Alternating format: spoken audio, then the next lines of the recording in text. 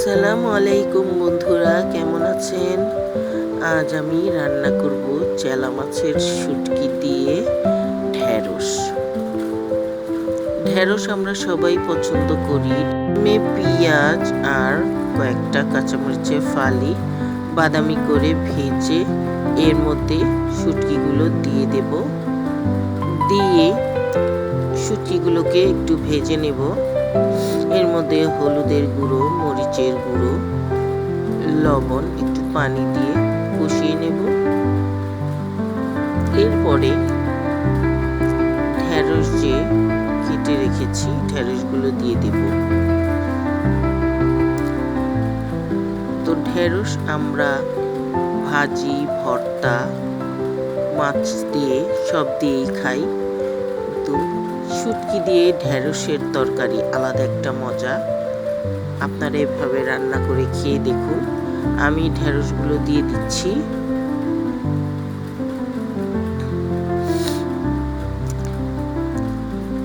দেখুন, আমি কষানোর জন্য একটু ঢেকে দিলাম।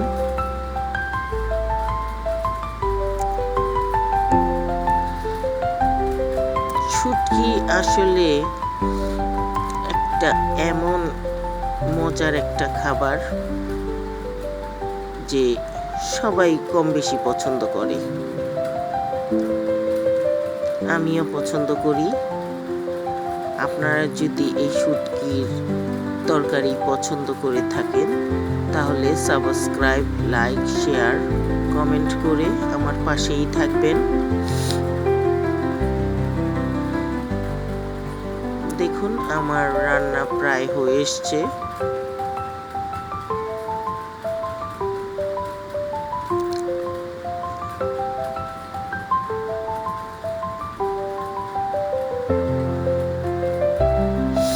ঝোল দিবেন না, একটু কষা কষা করে রান্না করবেন, খুব ভালো লাগবে।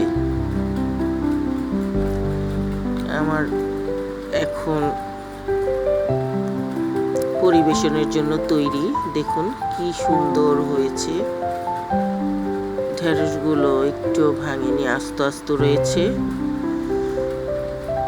এভাবে রান্না করে খেয়ে দেখুন, খুব ভালো লাগবে। আজ এই পর্যন্তই। আবার ফিরে আসবো অন্য কোনো ভিডিও নিয়ে। খোদা হাফেজ।